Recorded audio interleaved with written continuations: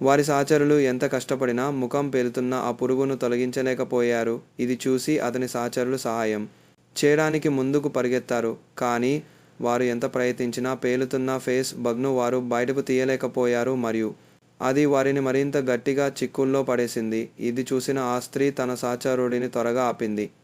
ఎందుకంటే ఆమె మరింత బలవంతంగా ప్రయోగిస్తే తన సహచరుడు ఊపిరాడక చనిపోతాడు. నొప్పితో నేలపై పడిపోయిన తన సహచరుడిని చూస్తూ ఆ స్త్రీ అకస్మాత్తుగా ఒక మార్గం గురించి ఆలోచించింది. అంటే పేలుతున్న మూకపు పురుగును స్తంభింపజేయడానికి ద్రవ బుల్లెట్లను ఉపయోగించడం. అతని శరీరం మొత్తం బిగుసుకుపోయి ఎటువంటి బలాన్ని ఉపయోగించలేకపోతుంది మృత్యువుతో పోటీ పడటానికి.